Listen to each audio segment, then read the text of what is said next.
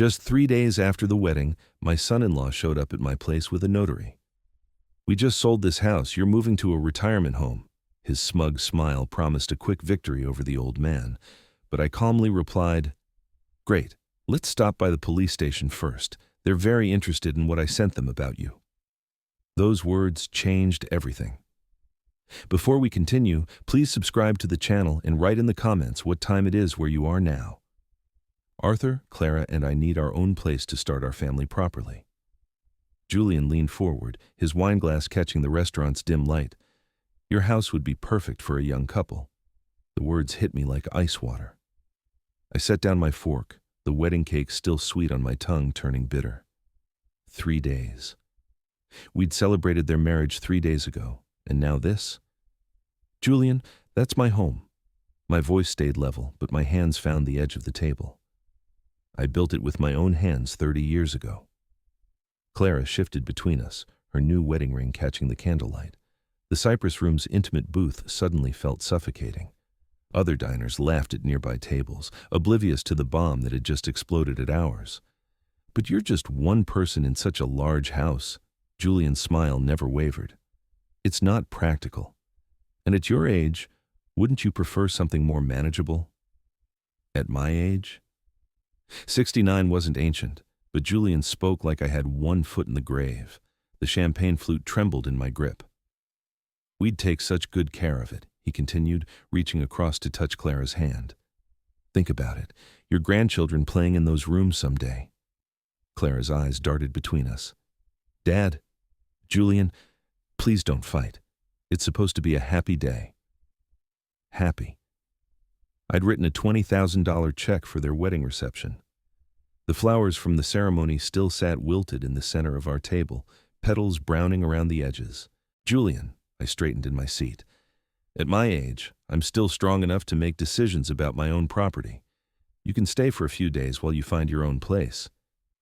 His confident expression flickered. Just for a moment, something cold passed behind his eyes before the charming mask returned.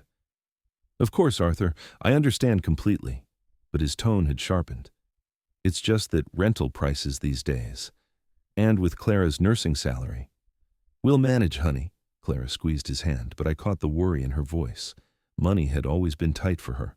Julian's jaw tightened almost imperceptibly. "I was hoping we could discuss this as family. After all, what's the point of holding on to such a valuable asset when it could benefit all of us?" Valuable asset? Not my home? Not the place where I'd carried my wife over the threshold, where Clara had taken her first steps, where Eleanor had spent her final days. An asset. The background jazz felt mocking now. Couples at other tables shared intimate conversations, while mine fell apart in real time. A waiter glided past, refilling water glasses with practiced invisibility. The answer is no. Each word came out harder than the last. "Find your own place." Julian leaned back, his smile turning brittle. "Well, we can certainly discuss it more when emotions aren't running so high." Emotions. As if wanting to keep my own house was irrational. Clara's face crumpled slightly. "Maybe we should go home." Home. She meant my house, where they'd been staying since the honeymoon, where Julian had already started asking questions about the heating system, the property taxes, the neighborhood values. I pushed back from the table, my napkin falling to the floor. The other diners blurred in my peripheral vision as blood rushed to my ears. "Arthur, wait!" Clara half rose from her seat, but I was already standing, fishing my wallet from my jacket. 2 $50 bills hit the table with more force than necessary. "Take care of the check," I managed. "I need some air." Julian's voice followed me as I turned away. "We'll talk about this later, Arthur, when you've had time to think it through properly." The restaurant's warmth pressed against my back as I walked toward the exit, each step carrying me away from my daughter's pleading eyes and my son-in-law's calculating smile. The maitre d' nodded politely, unaware that my world had just shifted beneath my feet. Outside, the June air bit at my face. I fumbled for my car keys, hands shaking with more than cold. The drive home passed in silence, Clara's worried glances burning into my conscience through the rearview mirror. By the time I pulled into my driveway, my tie felt like a noose around my neck. Inside, I loosened the silk knot and poured 3 fingers of whiskey. The study welcomed me with familiar shadows, leather chair worn to my shape, bookshelves holding 45 years of collected wisdom, Eleanor's photos smiling from the desk corner. I sank into the chair with a grunt. Outside, streetlights painted geometric patterns across my yard, my house. The audacity of it still stole my breath. $20,000. I'd written that check without hesitation, watching Clara's face light up as she described her dream wedding. The Cypress Room's reception hall, the string quartet, the elaborate floral arrangements that cost more than some people's cars. Also, my daughter could have her perfect day. Now, her husband wanted the house too. I pulled out my phone, scrolling through wedding photos from 3 days ago. Julian cutting cake, his hand over Clara's on the knife. Julian dancing with my daughter, spinning her until she laughed. Julian shaking my hand, calling me Dad for the first time. Had he been planning this even then? The whiskey burned, but not as much as the memory of Julian's smile when I'd refused, like he'd expected resistance. Like this was all part of some larger game. My fingers found the desk drawer, pulling out the leather journal where I kept important thoughts. Eleanor had given it to me when I retired from architecture. For all those ideas rattling around in your head, she'd said. June 22nd, 2025. I wrote the date carefully. Julian Vance made demand for house ownership during wedding celebration dinner, claims practical concerns, mentions my age repeatedly. Clara uncomfortable but supportive. Of husband. The pen felt heavy in my hand. What kind of man does that? 3 days after a wedding I paid for, he wants my home. Not asking to buy it, not suggesting we sell and split proceeds. Wants it handed over like I'm some doddering old fool ready for the nursing home. I set the pen down and walked to the window. The street looked peaceful. Porch lights glowing, televisions flickering behind curtains, normal families living normal lives, not dealing with sons-in-law who spoke about valuable assets over wedding cake. Back at the desk, I opened my laptop. Bank statements, property records, insurance documents, numbers that represent a lifetime of careful planning. The house was worth $750,000, maybe more in today's market. My pension and savings would last another 20 years, maybe 30 if I was careful. Julian knew all this somehow. His questions during the engagement hadn't seemed invasive at the time, just a future son-in-law showing interest in family matters. Now they felt like reconnaissance. What's your property tax situation like, Arthur? This neighborhood must have great appreciation rates. Have you considered what you'll do with all this space eventually? I'd answered honestly, proud of my financial stability, proud to show Clara's fiancé that she came from a secure family.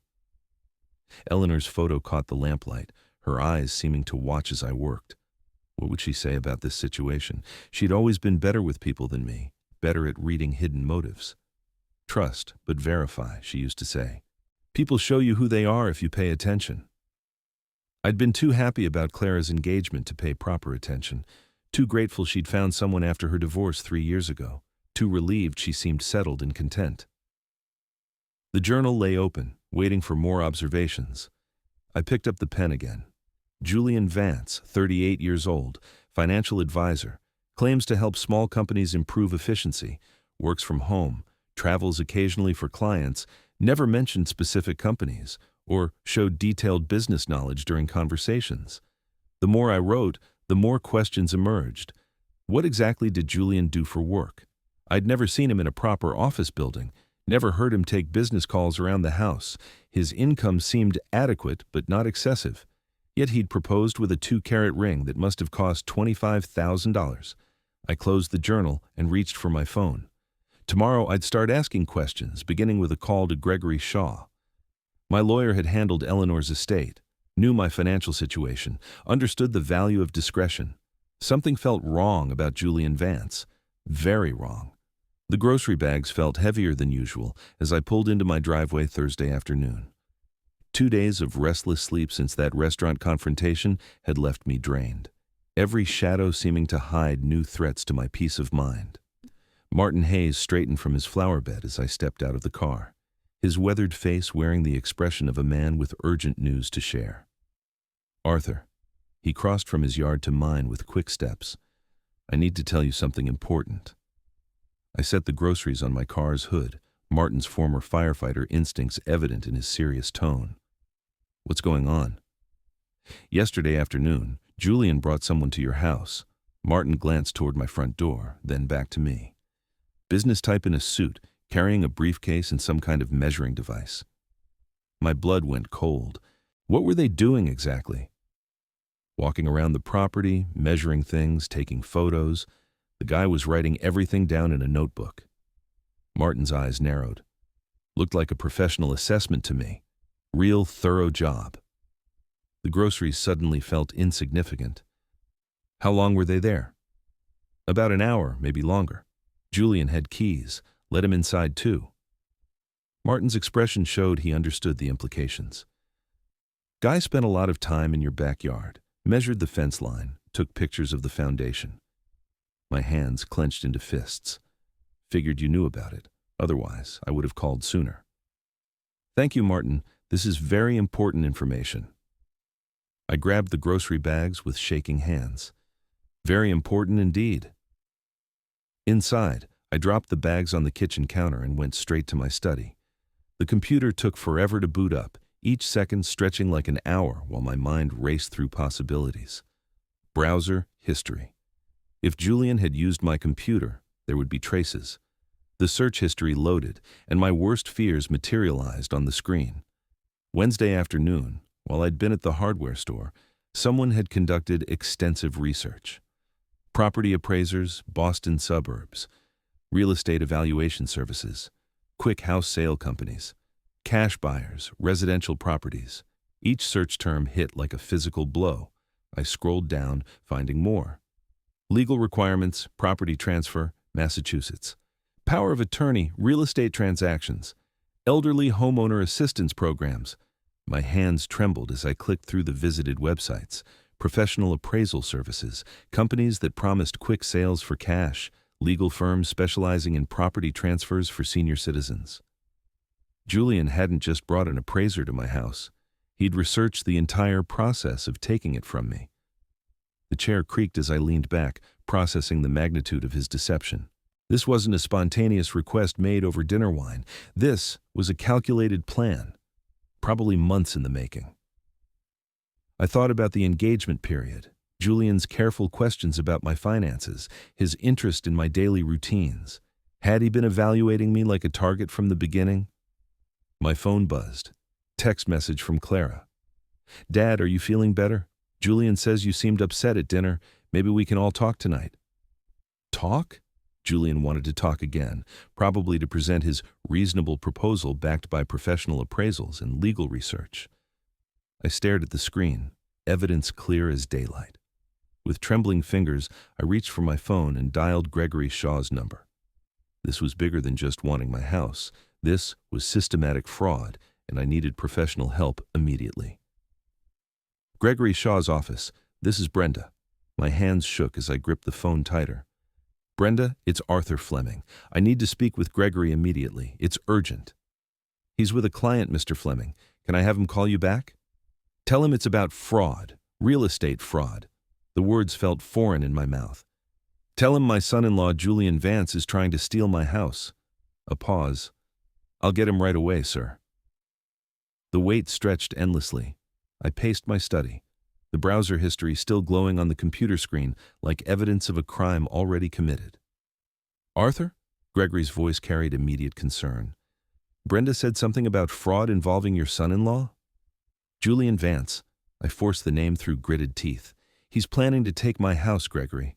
I have proof he's been researching how to do it legally. The silence on Gregory's end lasted too long. Julian Vance, you said? Yes. He married my daughter 3 days ago, and now he's... Arthur, I need you to sit down. Gregory's professional tone had shifted to something more urgent. Give me a moment to check something in my files. I heard keyboard clicking, papers rustling, the familiar sounds of Gregory's methodical approach to legal problems, but his tone suggested this wasn't routine. Arthur, I have 3 active cases involving a Julian Vance. Each word hit like ice water. He specializes in real estate fraud targeting elderly homeowners. The room tilted around me. Are you saying he's done this before? His pattern is consistent: marry into families, gain trust, then use forged documents to claim property ownership. Gregory's voice had gone completely professional, like he was reading from case files. The victims are always men in their 60s or 70s, always recently widowed, always with adult children who are financially struggling. My free hand found the desk edge for support. But he just married my daughter. That's exactly his timeline, Arthur. He works fast before victims can react or seek legal advice. Papers rustled again. How much do you know about his background? Nothing concrete. He claimed to be a financial advisor, worked from home. The admission felt pathetic. We were so happy Clara found someone after her divorce. Arthur, you're in immediate danger. Gregory's urgency cut through my shock. Don't sign anything. Don't give him access to your financial documents. Don't let him handle any legal matters for you.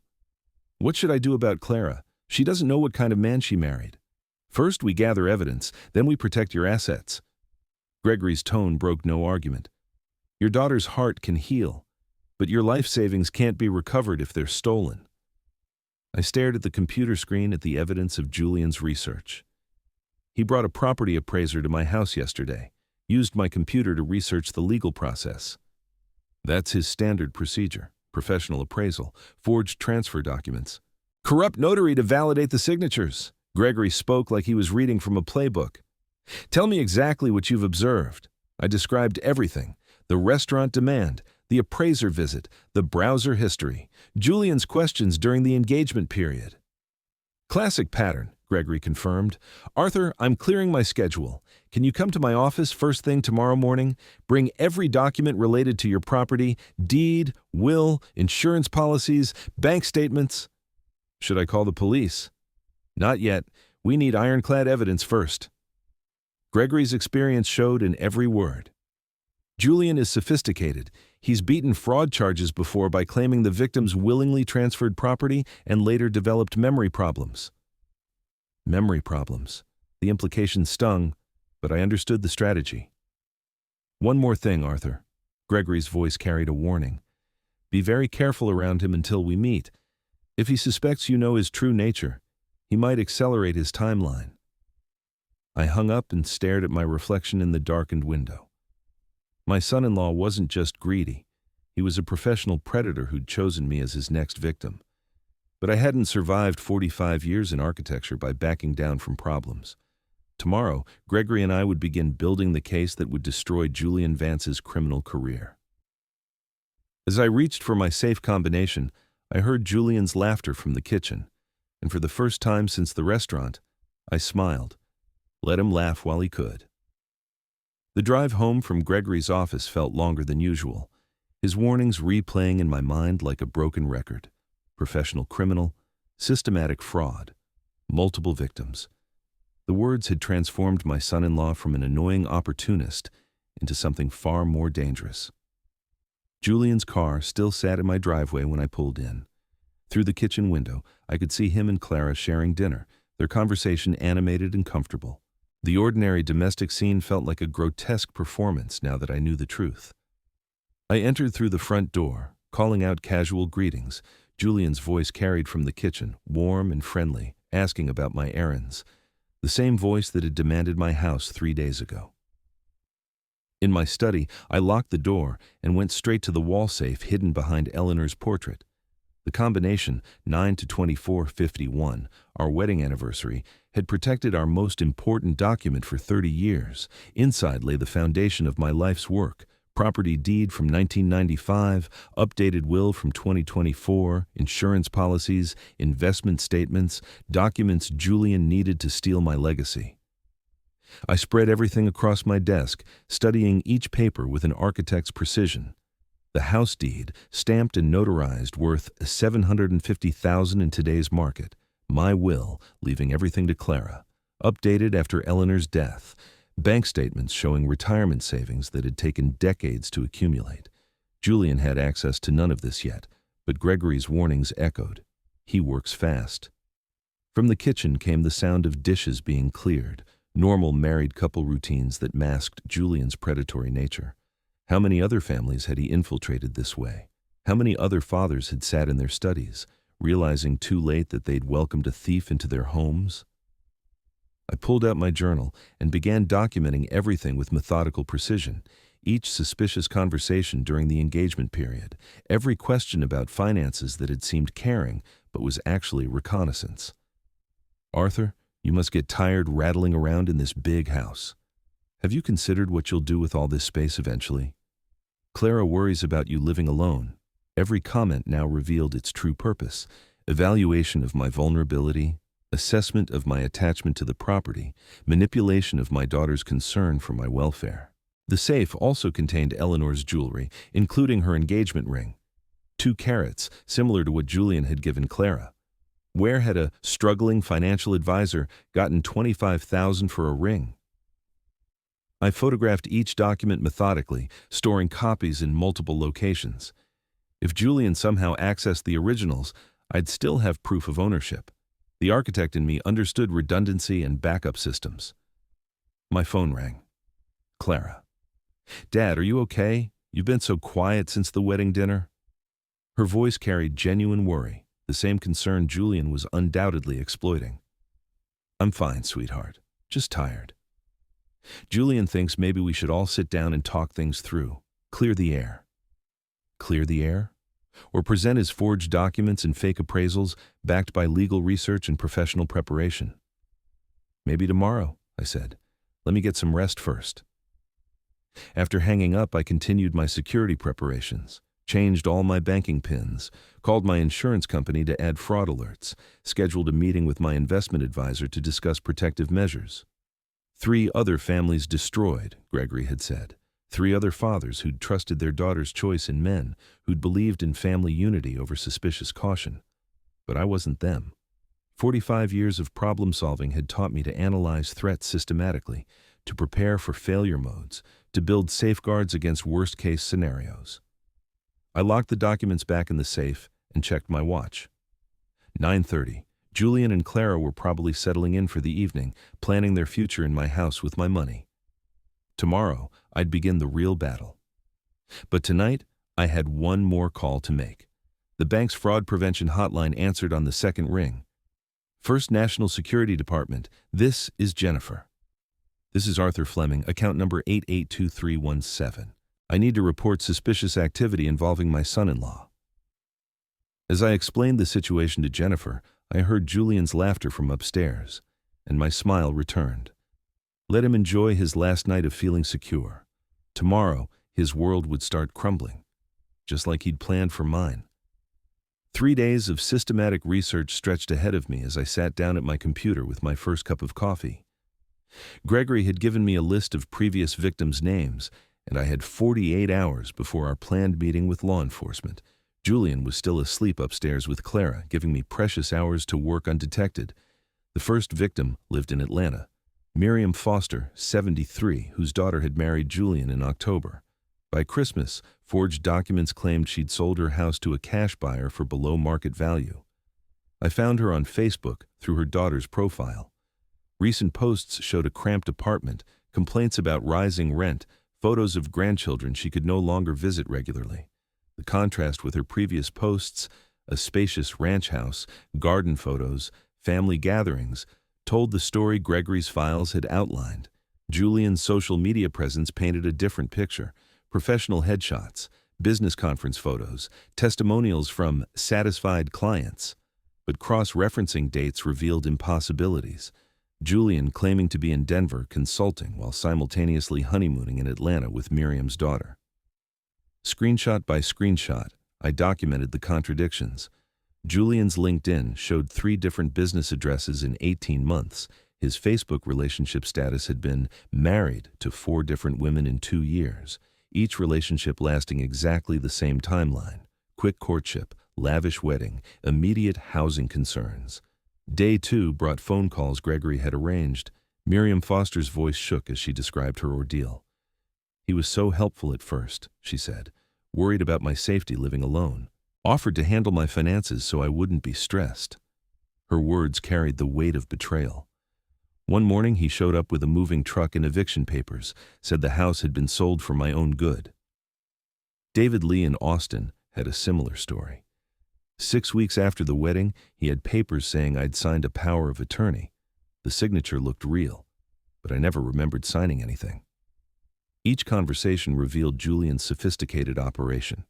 Professional document forgers, corrupt notaries, legal expertise that made victims doubt their own memories. The emotional devastation was consistent, too. Adult children who believed their new spouse over their elderly parent, families torn apart by manufactured confusion.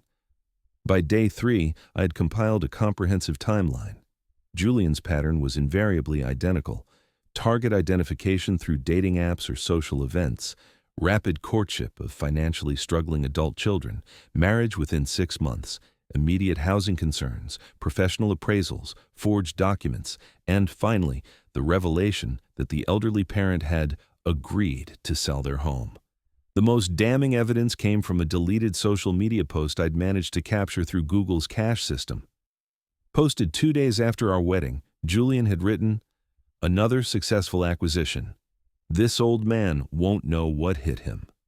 Retiring early property investment." The post had been deleted within hours, but I had screenshots. Julian's overconfidence had created the perfect evidence of premeditation. I organized everything into categories: digital proof showing timeline inconsistencies and multiple identities, testimonial evidence from previous victims, documentary evidence of forged signatures and impossible notarizations, and financial evidence tracking fraudulent transactions. Gregory called Wednesday evening to check my progress. "This is exceptional work, Arthur," he said after reviewing my preliminary findings.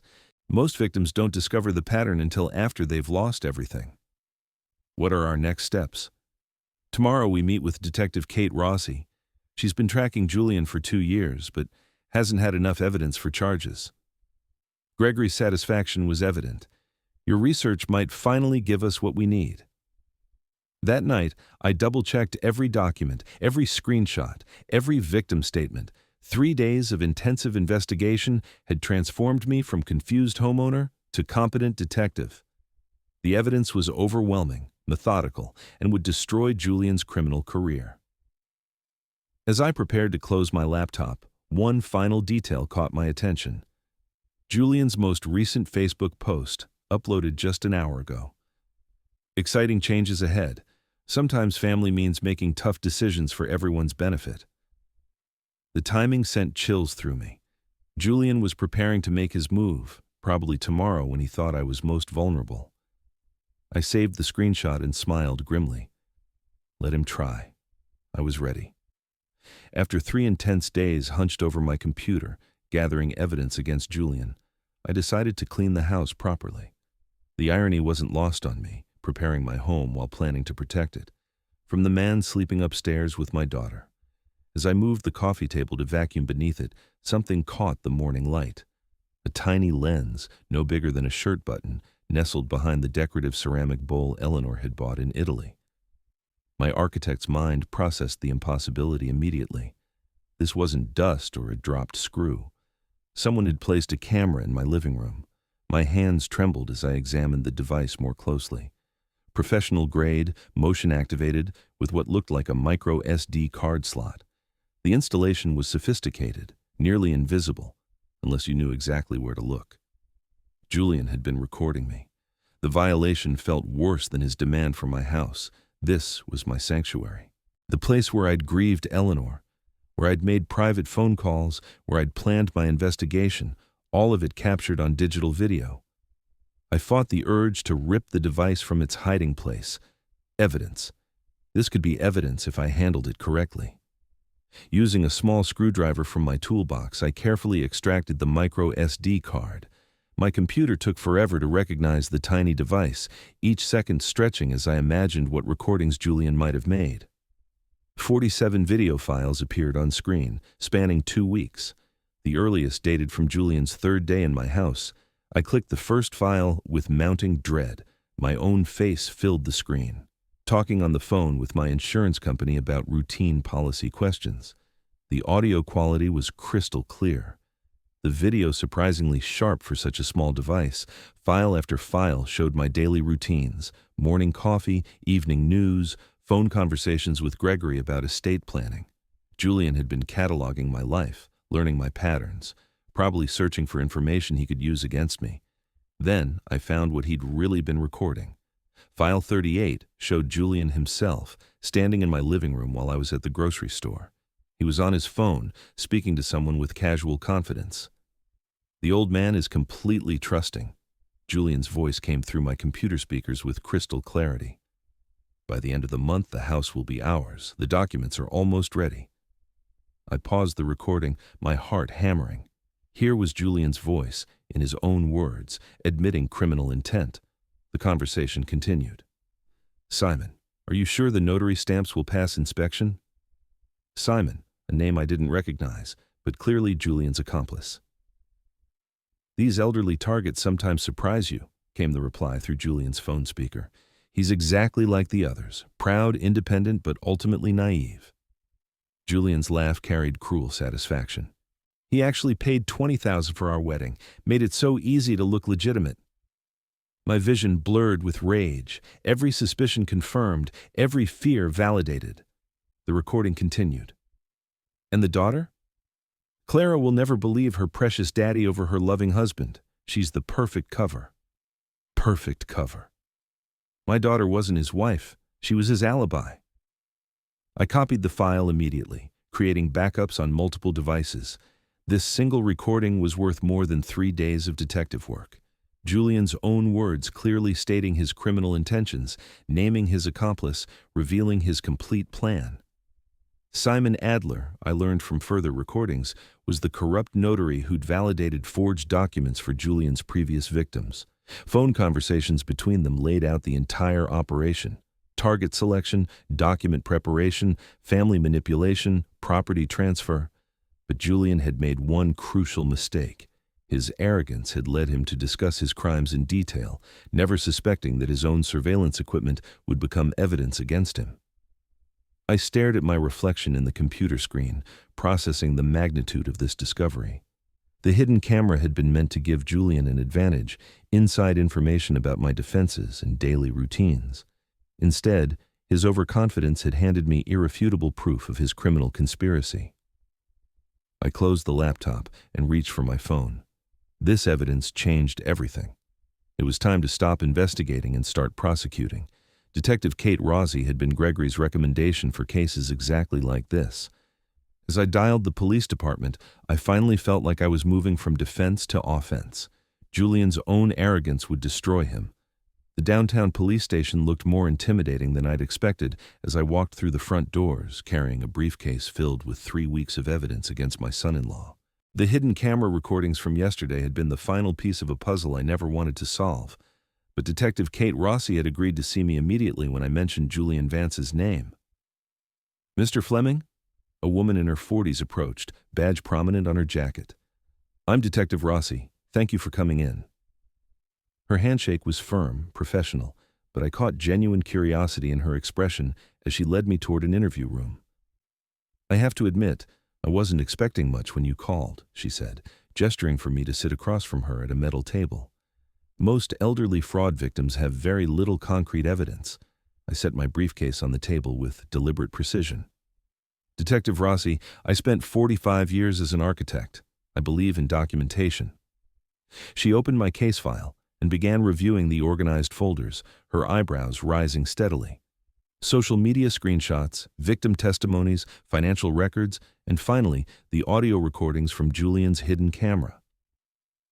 After reviewing what you've brought me, she said after 20 minutes of careful examination, I can see that. This is the most comprehensive case file I've seen in 15 years.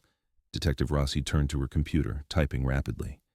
We've been tracking Julian Vance across 3 states for 8 months. He's wanted in connection with at least 14 fraud cases. 14? The number stunned me. How's that possible? He's very good at what he does. Her tone carried professional frustration. Victims are often too embarrassed to report, and evidence is usually insufficient for prosecution.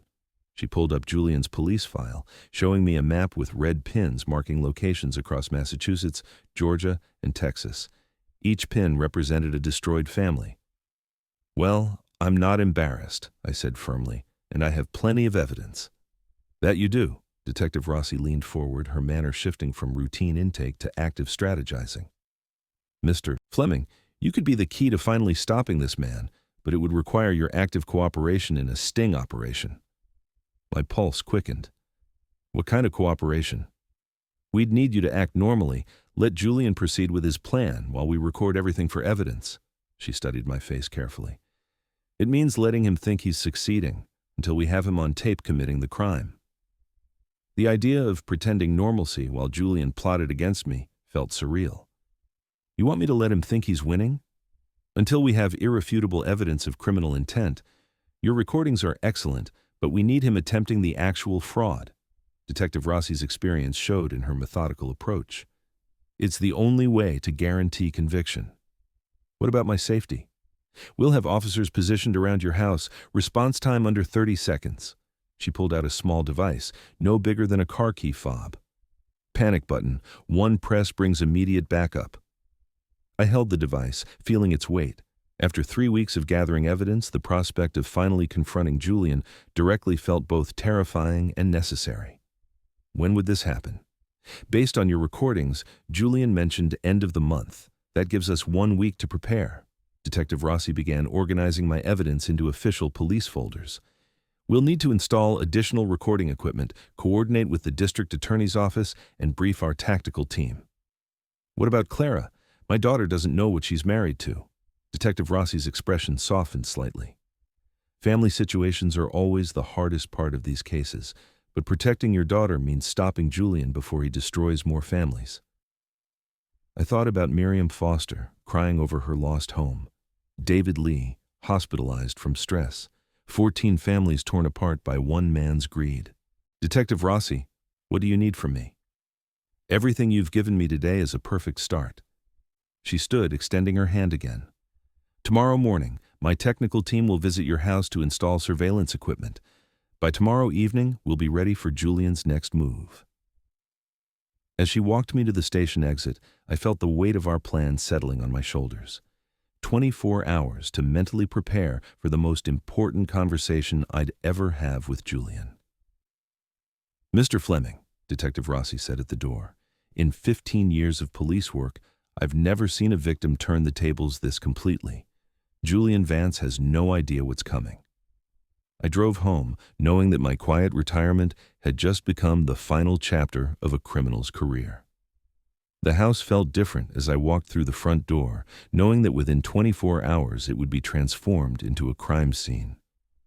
Detective Rossi's technical team would arrive at 8 a.m. to install their equipment, and by evening, every word Julian spoke would be recorded for evidence. I had one night to mentally prepare for the performance of my life. Clara and Julian were out for the evening, giving me precious hours of solitude to process what lay ahead. I sat in my study, surrounded by the evidence that had brought me to this point, and tried to imagine tomorrow's conversation. Julian would present his forged documents with practiced confidence. I would need to react naturally, shocked, confused, gradually defeated. The performance had to be convincing enough that he'd reveal his criminal methods on camera. Morning came too quickly. At 8 a.m. sharp, 3 unmarked vans pulled into my driveway. Detective Rossi emerged from the first vehicle, followed by technical specialists carrying equipment cases. Mr. Fleming, we'll have everything installed within 4 hours, she announced, directing her team toward my house. After that, we rehearse. I watched in fascination as the specialists worked with surgical precision. Micro cameras appeared throughout my living room and kitchen, each device smaller than a quarter and completely invisible once positioned. Audio equipment followed, directional microphones that could capture whispered conversations from across the room. These cameras record in ultra-high definition, the lead technician explained, adjusting a lens behind a picture frame. The audio system filters background noise automatically. Unless Julian specifically looks for surveillance equipment, he won't notice anything. Detective Rossi handed me an earpiece no bigger than a hearing aid. Direct communication with our monitoring station. We'll be able to guide you if necessary. Where will you be positioned? Mobile command unit across the street, officers in neighboring houses, backup team 2 blocks away. She showed me a tablet displaying multiple camera angles from my own living room. Response time will be under 30 seconds if you use the panic signal. By noon, the installation was complete. My familiar home had become a sophisticated recording studio, every surface concealing equipment worth thousands of dollars. "Now we rehearse," Detective Rossi announced. For 2 hours we practiced likely scenarios. A detective played Julian while I rehearsed natural responses to his manipulation tactics. "Remember, your safety is our top priority," Detective Rossi emphasized. "Don't try to trap him. Let him reveal his criminality organically. Just be yourself. Be suspicious. Ask the questions any reasonable person would ask." "So, Arthur, we need to discuss the house transfer paperwork," the detective said, role-playing Julian's likely approach. "I'm not interested in transferring anything," I replied. "Perfect. Keep your responses natural and firm. The more he has to explain, the more evidence we'll gather." At 3 o'clock, Detective Rossi tested all communication systems one final time. The earpiece crackled to life. "Testing, Mr. Fleming. Can you hear me clearly?" "Crystal clear." "Excellent. Officers are moving into position now." I watched through my kitchen window as neighbors I'd never seen before, visiting relatives, entered nearby homes. Martin Hayes gave me a subtle nod from his front yard, knowing his house now contained 2 armed officers. "Technical check complete," Detective Rossi reported. "All cameras recording, audio levels optimal, communication systems active." The house looked exactly the same, but I knew that sophisticated equipment, worth more than my car, was now documenting every movement, every conversation, every breath. At 5 o'clock, Julian's car pulled into the driveway. "Showtime, Mr. Fleming," Detective Rossi's voice whispered through my earpiece. "Remember, we're right here with you." I touched the panic button in my pocket and watched through the front window as Julian approached my door, carrying a manila envelope that undoubtedly contained forged documents with my signature. He knocked with cheerful confidence, completely unaware that his next conversation would be his last as a free man. The doorbell rang at exactly 2 o'clock, and I felt the tiny vibration from the communication device in my pocket. Detective Rossi's signal that all recording equipment was active. Through the window, I watched Julian climb my front steps with another man carrying a leather briefcase, both wearing confident smiles that I now recognized as predatory. This was it, the moment 3 weeks of investigation had been building toward. I opened the door with practiced calm. "Julian, and you brought a friend?" "Arthur." Julian's enthusiasm seemed genuine, which made his deception even more chilling. "This is Simon Adler, licensed notary public. We have wonderful news about your housing situation." Simon Adler looked exactly like a corrupt official, middle-aged, overly formal, carrying himself with false authority. His handshake felt like touching a snake. "Mr. Fleming, such a pleasure," Simon said, his voice dripping with manufactured sincerity. "Julian has told me so much about your unique circumstances." They settled into my living room with theatrical confidence, Julian spreading documents across my coffee table like he owned the place. The hidden cameras recorded every gesture, every smirk, every calculated movement. "Arthur, I have incredible news," Julian announced, his voice carrying the same tone he'd used when proposing to Clara. "We've just completed the sale of this house. You're moving to a lovely senior facility. It's all arranged." I examined the papers with an architect's precision, noting the professional quality of the forgeries. "That's interesting, Julian. Who exactly did you sell my house to?" "A wonderful young family. They're paying well above market value." Julian's smile never wavered. "Simon here has all the legal documentation." Simon opened his briefcase with a flourish, revealing official-looking stamps, seals, and notarization equipment. "Mr. Fleming, these documents show the completed sale of your property. Everything is legally binding and properly notarized." "I don't recall agreeing to sell my house, Mr. Adler."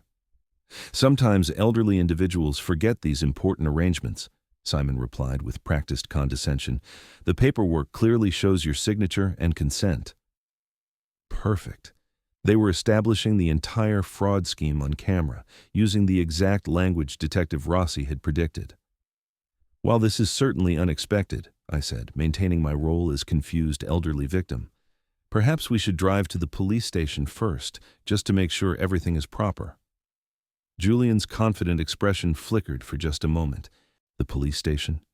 Why would we need to go there?"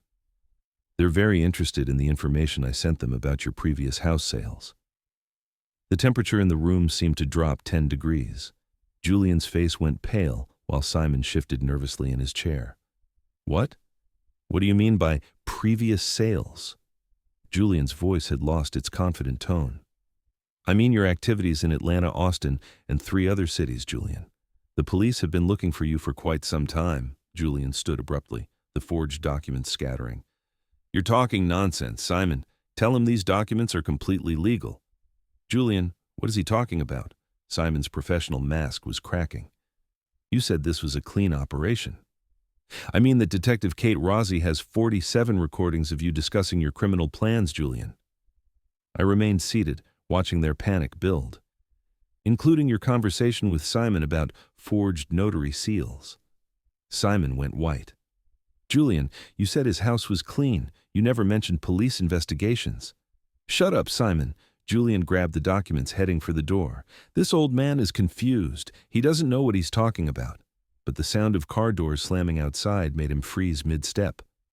Through the window, unmarked police vehicles surrounded my house, officers positioning themselves at every exit.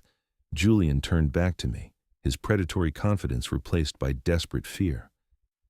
What have you done? I pressed the panic button in my pocket and said calmly, I protected my home from thieves, Julian. Something you should have considered before you decided to target the wrong architect.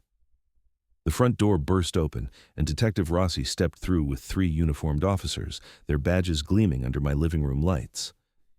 Julian Vance, she announced with professional satisfaction, you're under arrest. I'm afraid there's nowhere to run, Julian. The front door burst open before he could reach it, and Detective Rossi stepped through with 3 uniformed officers, their badges gleaming under my living room lights.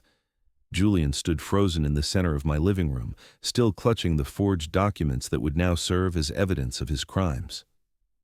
Julian Vance, you're under arrest for fraud, forgery, elder abuse conspiracy, and interstate criminal enterprise, Detective Rossi announced, her voice carrying the authority of 15 years in law enforcement. This is ridiculous! Julian's confidence cracked completely. Arthur, tell them this is a family misunderstanding. The only misunderstanding, Julian, was thinking you could steal my house. I remained seated, watching justice unfold with an architect's precision. Simon Adler had already raised his hands in surrender, his briefcase open to reveal the tools of their criminal trade. Officers, I want to cooperate fully, he said, his voice shaking. I didn't know about his previous crimes. Mr. Adler, you're also under arrest, Detective Rossi replied. Your cooperation will be noted in your file. Simon, don't say anything, Julian shouted as officers moved to secure him. They can't prove anything. But they could prove everything. The surveillance cameras had captured every word, every gesture, every incriminating admission. As Julian raised his hands for handcuffs, I felt the satisfaction of a complex project reaching successful completion. Sir, we need you to hand over those documents, one officer commanded. Julian's last act of defiance was attempting to tear up the forged papers. 2 officers stopped him immediately, preserving evidence that would send him to federal prison. These papers are private family business, he protested. They're evidence in multiple felony cases across 3 states, Detective Rossi corrected, carefully collecting each document for the evidence chain. Through my front window, I watched neighbors gathering on the sidewalk. Martin Hayes stood in his yard with arms crossed, nodding approval. The quiet suburban street had become a crime scene, and the entire community was witnessing Julian's downfall. Mr. Fleming, for the record, Detective Rossi said, did these men attempt to fraudulently claim ownership of your house using forged documents? Yes, Detective, using fake signatures, corrupt notary seals, and systematic intimidation tactics. He's lying. Julian's desperation was complete now. This was a legitimate family arrangement. I was helping an elderly man who can't manage his own affairs. The irony was perfect. Julian's final defense was exactly the condescending attitude that had motivated me to fight back so methodically. Your Honor will determine the legitimacy, Detective Rossi replied, leading Julian toward the door in handcuffs. Simon's cooperation began immediately. Officers, I have information about other operations, other targets Julian was researching. I want to help prevent more crimes. Smart choice, Mr. Adler, Detective Rossi said. Full cooperation might reduce your sentence from 15 years to 7. As the police cars loaded their prisoners, media vans began arriving. Word had spread quickly through the neighborhood that a major fraud operation had been exposed by an elderly resident's detective work. "Mr. Fleming," a reporter called from behind police tape, "how did you discover this criminal scheme?" 45 years of architecture taught me to analyze problems systematically," I replied. "When something doesn't make sense, you investigate until it does."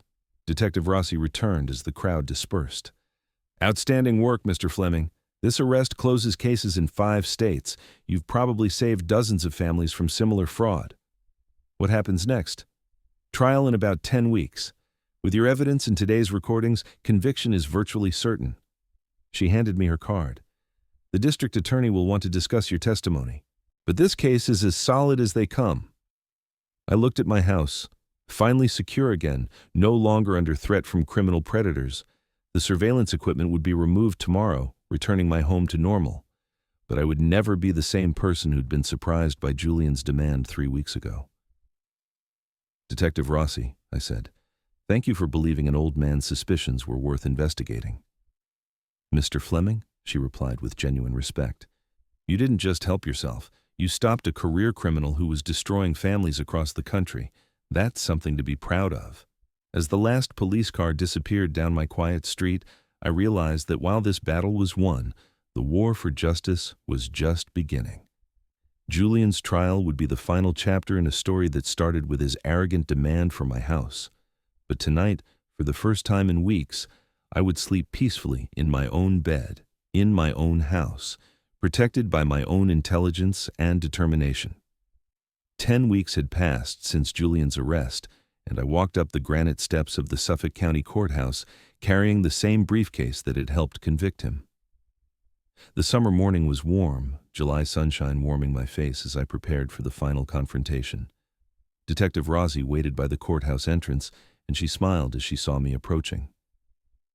"Ready for the final chapter, Mr. Fleming?" she asked. "More than ready," I replied, feeling the weight of justice in my briefcase. Inside, the courtroom buzzed with activity.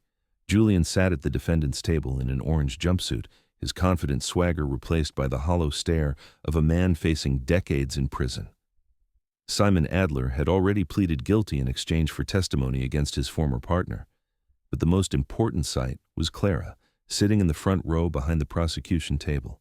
She'd filed for divorce within a week of Julian's arrest, reclaiming her maiden name and her dignity. When our eyes met, she smiled with the same warmth I remembered from her childhood. Judge Maria Santos called the court to order. "Ladies and gentlemen of the jury, we're here today to determine the guilt or innocence of Julian Vance on charges of interstate fraud, forgery, elder abuse, and criminal conspiracy." The prosecutor's opening statement laid out Julian's criminal empire systematically. 14 victims across 5 states, over $2 million in stolen property, a pattern of targeting elderly homeowners through marriage fraud spanning 3 years. "The evidence will show," the prosecutor concluded, "that Julian Vance is not an opportunistic criminal, but a systematic predator who destroyed families for personal profit." Julian's defense attorney attempted damage control. "Ladies and gentlemen, my client made poor choices, but he's not the mastermind the prosecution claims. He was manipulated by others into these unfortunate situations." I almost laughed. Even facing life in prison, Julian couldn't accept responsibility for his own actions. The prosecution's case unfolded with mathematical precision. Victim after victim testified about Julian's identical methods: quick courtship, immediate housing concerns, forged documents, corrupt notarization, and family destruction. Miriam Foster from Atlanta spoke through tears about losing her home of 40 years. David Lee from Austin described the stress-induced heart attack that followed his eviction. Each story was identical, each family devastated by the same systematic predator. Then came the audio recordings from Julian's own surveillance camera. The courtroom fell silent as his voice filled the room. "The old man is completely trusting. By the end of the month, the house will be ours." Julian's face crumpled as he heard his own words condemning him. There was no defense. "The prosecution calls Arthur Fleming to the stand." I walked to the witness box with steady steps, feeling the weight of not just my own case, but all the families Julian had destroyed. Mr. Fleming, please describe the events of June 25th. The defendant arrived at my house with forged documents claiming I had sold my property, I said clearly. He demanded immediate eviction and threatened nursing home placement at the police station, where I had already reported his criminal activities based on 3 weeks of investigation. Julian's attorney attempted cross-examination. Mr. Fleming, isn't it possible this was simply a family misunderstanding? Counselor, I replied with an architect's precision, systematic criminals who target elderly victims across multiple states don't create misunderstandings. After 2 days of testimony, the jury deliberated for less than 3 hours. The verdict was unanimous, guilty on all counts. Judge Santos's sentencing was swift and merciless. Mr. Vance, you've systematically targeted vulnerable elderly citizens for financial exploitation. This court sentences you to 15 years in federal prison with full restitution to all victims. Julian's legs gave out.